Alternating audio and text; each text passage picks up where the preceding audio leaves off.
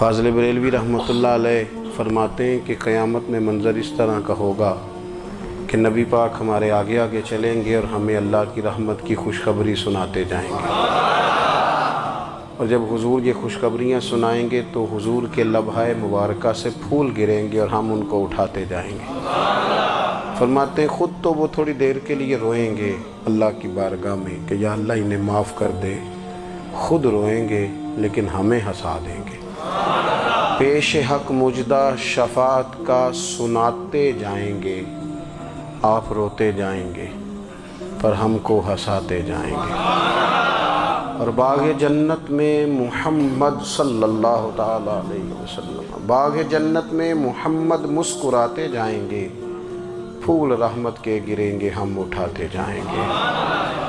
حشر تک ڈالیں گے ہم پیدائش مولا کی دھوم، اور مثل فارس نجد کے قلعے گراتے جائیں گے۔ اور کیا ذوق بیان کیا، فرمانے لگے خاک ہو جائیں عدو جل کر مگر ہم تو رضا، دم میں جب تک دم ہے ذکر ان کا سناتے جائیں۔ جب تک سانسوں کی ڈوری چل رہی ہے، دم میں جب تک دم ہے ذکر ان کا سناتے جائیں گے۔ اللہ تبارک و تعالیٰ نے ہمارے محبوب کریم علیہ السلام کو دنیا میں بھیجا تو فرمایا یا ایھا الناس قد جاءکم برہان من ربکم، اے لوگو تمہارے پاس تمہارے رب کی دلیل آ گئی ہے۔ اللہ تبارک و تعالیٰ نے محبوب پاک علیہ السلام کو سراپا دلیل بنا کے بھیجا۔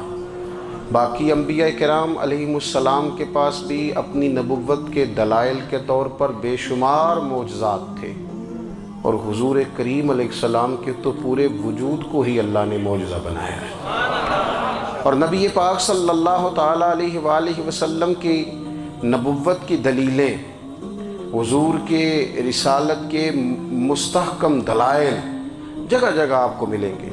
سب سے پہلی چیز تو یہ سمجھنے والی ہے کہ نبی پاک علیہ السلام نے جس چیز کو سب سے پہلے اپنی نبوت کی دلیل کے طور پر بیان فرمایا وہ حضور کا کردار ہے، سیرت ہے، عمل ہے، حضور کا لوگوں کے ساتھ رویہ ہے۔ نبی پاک علیہ السلام کی تبلیغ کے 3 دور ہیں۔ ایک تو حضور نے اپنے قول سے تبلیغ فرمائی ہے، وہ 40 سال کی عمر سے محبوب نے اعلان فرمایا اور تبلیغ کی۔ اور ایک نبی پاک صلی اللہ تعالیٰ علیہ وسلم بالواسطہ حضور کی تبلیغ ہے جو آج تک جاری ہے۔ امت کے علماء، مشائخ، مبلغین حضور کے دین کو آگے پھیلا رہے ہیں، تو دراصل یہ بھی تبلیغ رسول پاک علیہ السلام ہی کی تبلیغ۔ اور ایک حضور کی تبلیغ کا دور ہے، حضور کی پیدائش سے لے کر ولادت مبارکہ سے لے کر حضور علیہ السلام کے اعلان نبوت تک۔ اس دوران نبی پاک نے جو تبلیغ فرمائی ہے وہ اپنے کردار سے فرمائی ہے۔ عرب کا وہ معاشرہ جو بڑا میلا کچیلا گدلا ہو چکا تھا، جس کے اندر سراسر مادہ پرستی کا زور تھا، جس کے اندر لوگ انسانوں کی خرید و فروخت کرتے تھے، جس کے اندر بیٹیوں کو زندہ دفن کر دیتے تھے، جس کے اندر جو آدمی جتنا زیادہ مضبوط ہوتا تھا اتنا زیادہ لٹیرا بن جاتا تھا، اس معاشرے کے اندر رسول کریم علیہ السلام نے 40 سال گزارے، اور اس طرح گزارے کہ جو بیگانے بھی تھے وہ بھی کہا کرتے تھے یہ صادق ہیں، یہ امین ہیں۔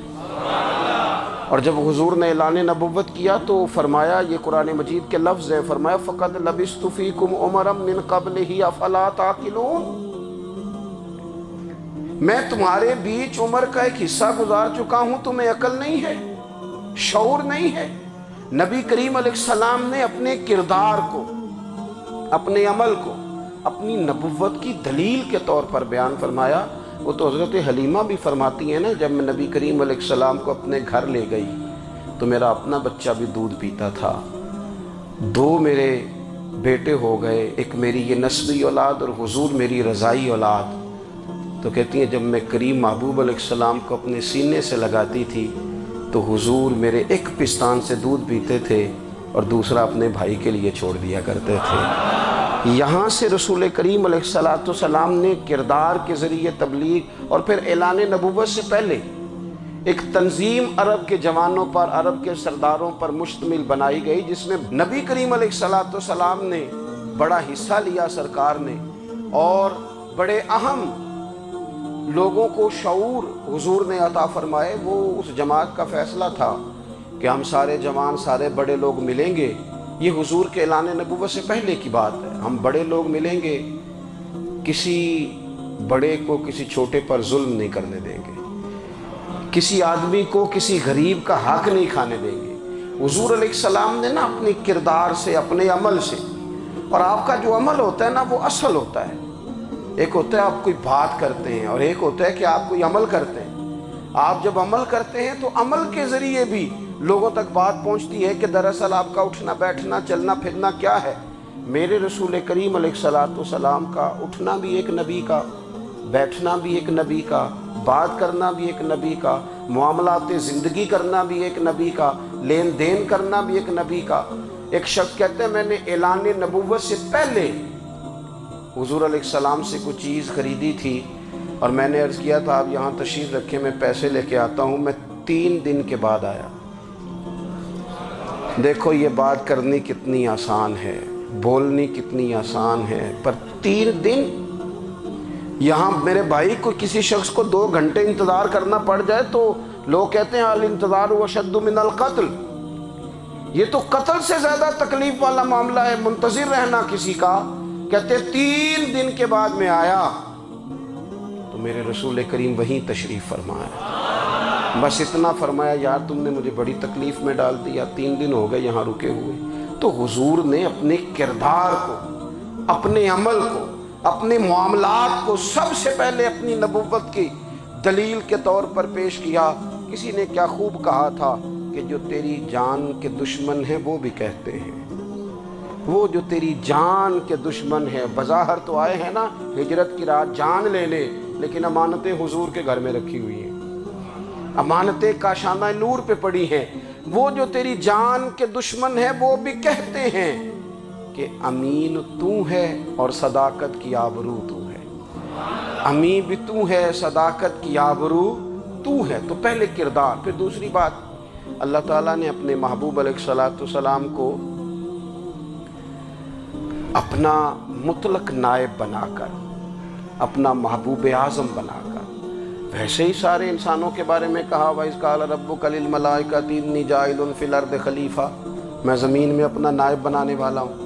لیکن حضور علیہ السلام تو محبوب ہے نا، حضور کی نیابت تو محبوبیت کے درجے پر فائز ہے۔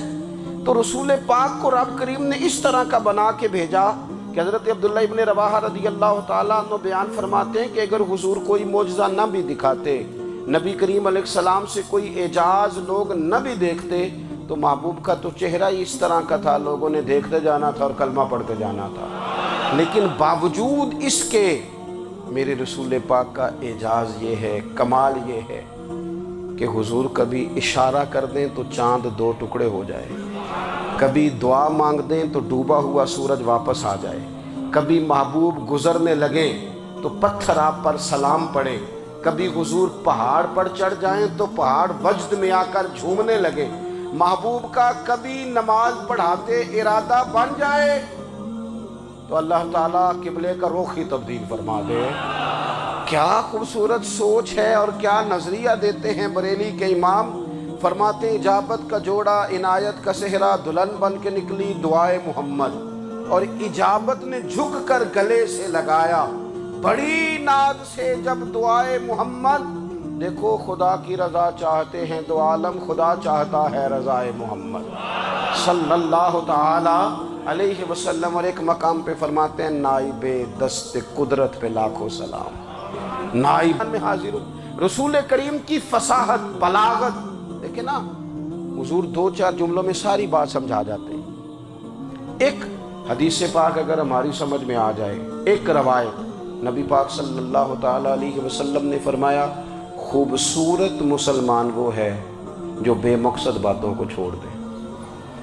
لو اس سے پوری زندگی سجائی جا سکتی ہے، ایک جملے سے پوری زندگی سواری جا سکتی ہے، کوئی لمبی چوڑی باتوں میں جانے کی ضرورت نہیں۔ کہا خوبصورت مسلمان یہ ہے جو بے مقصد باتوں کو چھوڑ دے، لا یعنی باتوں کو، کیا کہتے ہیں ہمارے دیہات کے لوگ، جڑے پنڈ جانا نہیں ادھر راہ پوچھنے دی، لیکن آج کل لوگ باز آندے یعنی جس بات کا بالکل تعلق نہیں نا وہ بات بھی کرتے جاتے ہیں، جس کا شعبہ ہی نہیں وہ بھی چھلانگ لگا لگا کے اس میں آ جاتا ہے۔ ہم اپنا وقت ضائع کرتے ہیں، اپنی صلاحیتیں ضائع کرتے ہیں، اپنا نقصان کرتے ہیں۔ ہم اپنا کام صحیح کر کے نہیں کرتے اور دوسری ساری دنیا کو ٹھیک کرنا چاہتے ہیں۔ او بھائی، آپ جس جگہ جس شعبے سے تعلق رکھتے ہیں آپ اپنے معاملات میں مضبوطی پیدا کریں۔ حضور نے اپنی فصاحت کے ساتھ، بلاغت کے ساتھ لوگوں کو قائل کیا، اور قرآن مجید کی تاثیر کا یہ اثر میرے کریم رسول نے دکھایا کہ رات کو جب حضور بیٹھ کے قرآن پاک پڑھتے تھے نا، جب یاسین والے نبی خود یاسین کی تلاوت کریں، جب طٰہٰ والے محبوب خود طٰہٰ کی تلاوت کریں، غور کرو نا، جب مدثر والے محبوب خود ان جملوں کو ادا کریں، یعنی جن کے بارے میں آیت آئی ہے جب وہی یہ آیت پڑھیں کہ اِنَّا أَعْطَيْنَاكَ الْكَوْثَرَ، یعنی جن کا ذکر ہو رہا ہے جب وہ یہ بات کریں کہ یا ایھا النبی انا ارسلناک شاہدا ومبشرا ونذیرا لتؤمنوا باللہ ورسولہ وتعزروہ وتوقروہ وتسبحوہ بکرۃ واصیلا، جن کے بارے میں آیت آئی ہے جب وہ یہ کہہ رہے ہوں کہ ورفعنا لک ذکرک، جب وہ کہہ رہے ہوں والضحیٰ واللیل اذا سجی، ذرا اس کیفیت کو دیکھیں جب محبوب خود پڑھ رہے ہوں، اور جو حضور پر آئی ہیں اس کا ذائقہ، اس کا لطف، اس کا انداز بھلا کیا ہوگا۔ حضور جب رات کو پڑھتے تھے نا قرآن پاک تو جو پکے کافر تھے نا، ابو جہل جیسے لوگ، وہ بھی جھاڑیوں میں چھپ چھپ کے مدینے والے کی تلاوت سنا کرتے تھے، حضور کی تلاوت سنا کرتے تھے۔ یہی بہتر ہے کہ پردوں میں وہ پردہ پوش رہے، وہ اگر پردے ہٹا دے تو کسے ہوش رہے۔ رسول کریم علیہ السلام کی تلاوت کا سننا، قریب جانا، یہ اعجاز ہے۔ حضرت فاروق اعظم کہتے ہیں میں طبیعت کا بڑا ڈاڈا تھا، مزاج کا بڑا سخت تھا، زندگی ہمیشہ ڈٹ کر گزاری، باتوں پر کھڑا رہنا آتا تھا، پر جب میری بہن نے مجھے چند آیتیں سنائی نا تو میں تڑپ ہی گیا۔ گھروں آیا سا مار مقامنے نو، ان مینو مار دے لے چلو، اوے متے عمر دی عمر برباد ہو جائے جتھے عمر سوار دے لے چلو۔ یہ اعجاز ہے رسول کریم صلی اللہ تعالیٰ علیہ وسلم پر نازل ہونے والی کتاب کا۔ پھر حضور نے خبریں دی، نبی پاک نے خبریں دی، حضور نے فرمایا روم فتح ہوگا، وہ ہوا۔ نبی کریم علیہ السلام نے فرمایا شام فتح ہوگا، تو شام فتح ہوا۔ فرمایا ایران فتح ہوگا، تو ایران فتح ہوا۔ سراقہ بن مالک کہتے ہیں ایک گاؤں پر بھی مسلمانوں کی حکومت نہیں تھی، ایک گاؤں پر۔ حضور مکہ مکرمہ سے نکل رہے تھے، مدینہ طیبہ تشریف لے جا رہے تھے، ابھی راستے میں تھے، میں 100 سرخ اونٹوں کے لالچ میں معاذ اللہ حضور کو گرفتار کرنے پہنچ گیا۔ محبوب نے حکم دیا، حضور کا معجزہ میں نے آنکھوں سے دیکھا، میرا گھوڑا زمین میں دھستا چلا گیا، میں نے معافی مانگی، حضور نے معاف کر دیا۔ میں نے سمجھا اچانک ہو گیا ہے، یہ منوانا بھی بڑا مشکل کام ہے۔ شجر و حجر پہچان گئے، انسان کی نظروں میں شاکی رہا۔ یہ کچھ ایسے لوگ ہیں جن کو منوانا توبہ توبہ، ماننے کو تیار نہیں، دیکھ دیکھ کے بھی ماننے کو تیار ہے نہیں، ماننے کو تیار ہی نہیں۔ کہتے ہیں کہ میں نے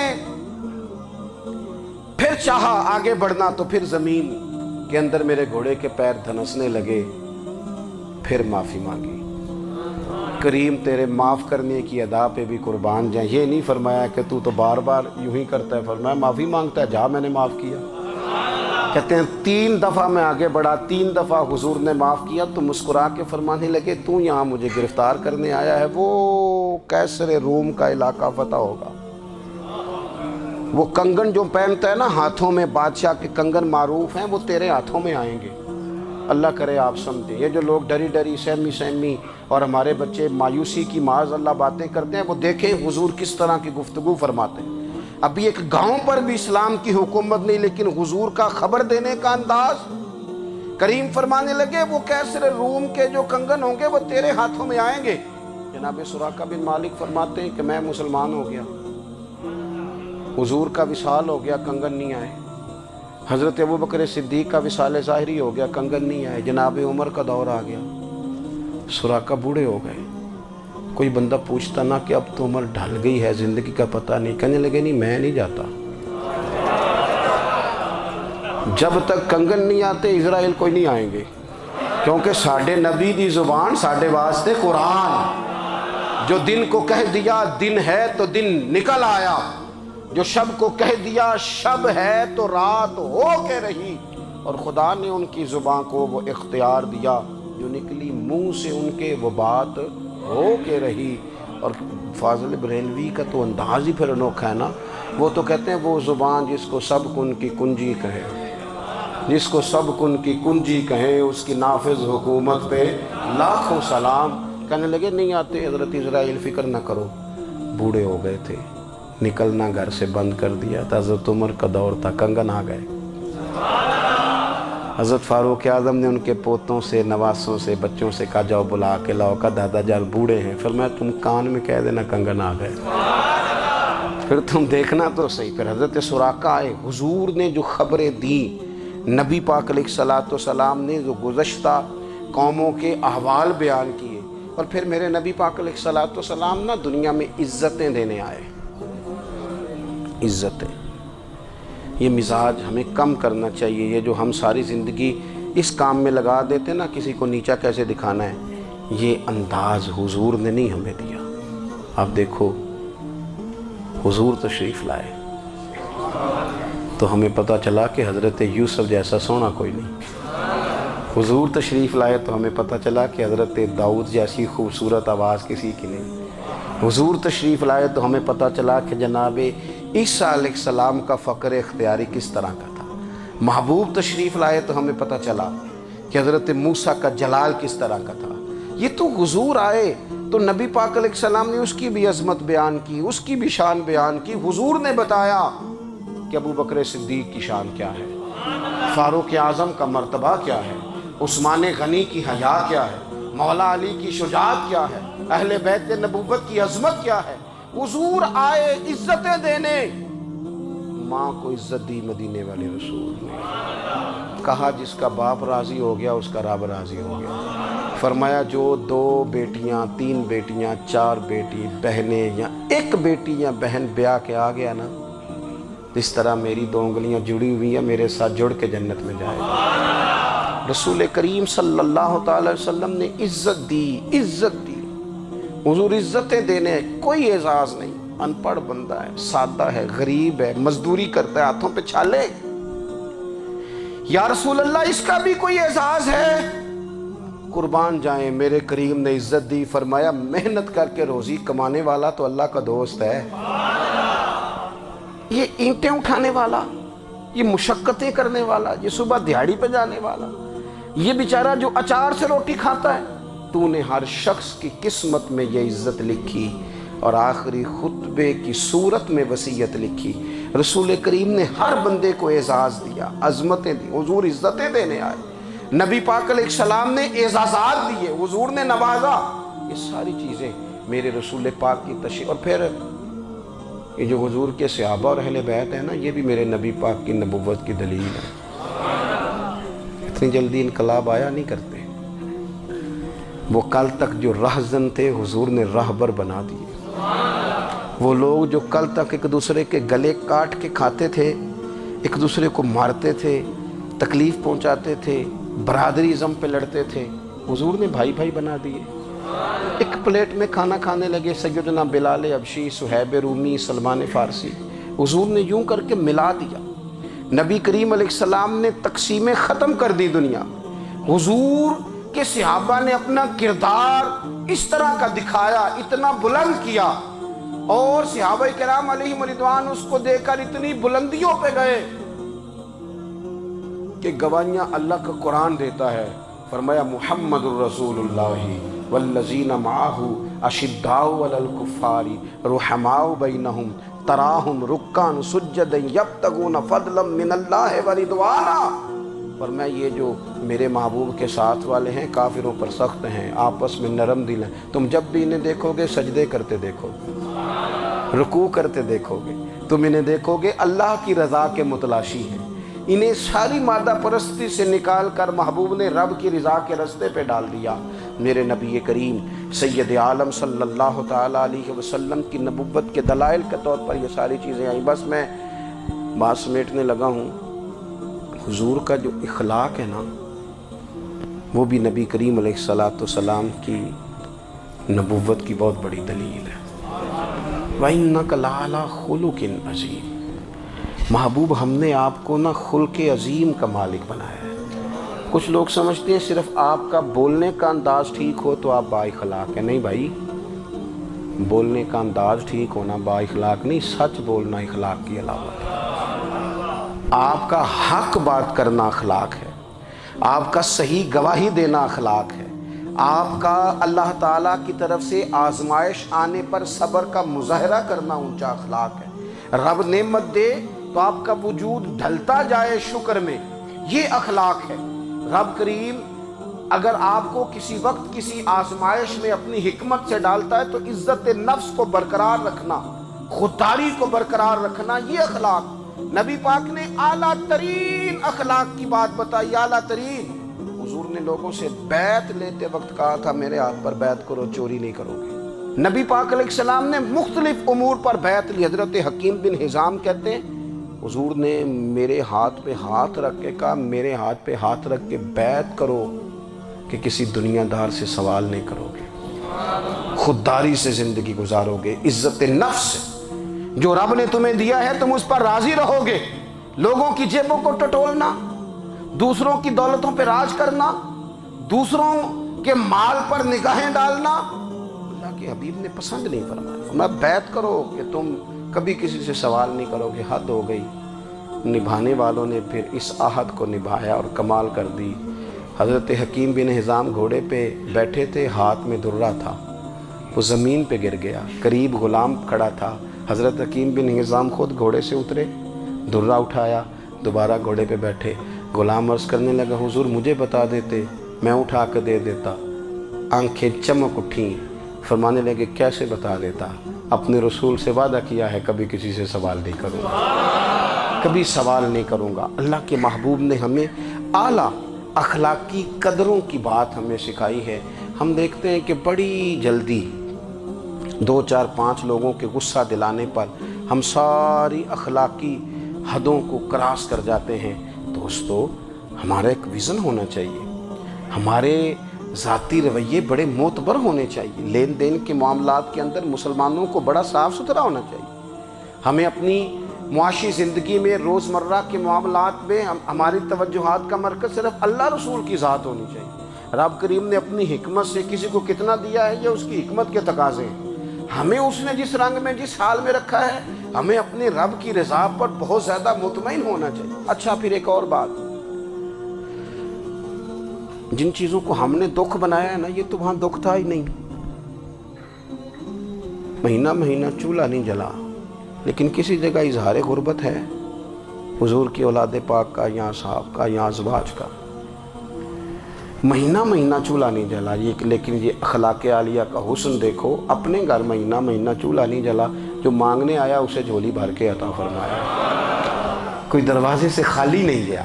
عزیز بھائی، اگر زندگی میں اخلاقی قدریں ہم اپنا لیں اور ہم تھوڑا تھوڑا کر کے اپنے آپ کو تبدیل کریں، ساری زندگی توجہ رہی کہ فلاں کیا کر رہا ہے فلاں کیا کر رہا ہے، تھوڑا سا گردن کو جھکا کے اپنے اوپر توجہ ڈالیں، اپنے آپ کو وقت دیں، حضور کے اخلاق عالیہ کی روشنی میں، تعلیمات حسنہ کی روشنی میں ہم اپنے کردار و عمل پر تھوڑی توجہ دیں۔ اس وقت بہت بڑی تعداد میں امت مسلمہ ہے، اور ایسا نہیں ہے کہ دولت نہیں ہے، دولت سے بھی سرشار ہیں۔ ہمارے ہاں بڑے بڑے انجینئر ہیں، بڑے بڑے ڈاکٹر ہیں، لیکچرار ہیں، ہمارے پاس بڑے بڑے ہاسپٹل ہیں، بڑا کچھ ہے، لیکن کردار و عمل کے بادشاہ، اپنی زندگی تقوی کی روشنی میں گزارنے والے، ان لوگوں کی تعداد کم ہے۔ اگر کوئی آج بھی سارے کام نیک کرے لیکن جائیداد میں سے بیٹی کا حق رکھ جائے تو پھر اس نے کیا میلاد منایا ہے؟ اگر آج بھی جو 2 4 لوگ بیچارے اس کے زیر دست ہیں، ملازمین ہیں، ان کے ساتھ اس کا رویہ انتہائی سخت ہو تو اس نے کیا میلاد منایا؟ اگر آج بھی وہ برادری ازم کی بنیاد پر دوستیاں کرے اور چھوٹے بڑے کی وہ تقسیم رکھے، جسے حضور نے فرمایا کہ قبیلے تو تعارف کے لیے، ورنہ کسی عربی کو اجمی پر، گورے کو کالے پر کوئی فضیلت نہیں۔ اگر کوئی آج بھی اس برادریزم کا قائل ہے پھر اس نے کیا میلاد منایا؟ اگر کوئی شخص آج بھی اپنے آپ کو مادہ پرستی میں پوری طرح دھکیل چکا ہے اور رضا الہی کا مسافر نہیں بنا تو اس نے کیا میلاد منایا؟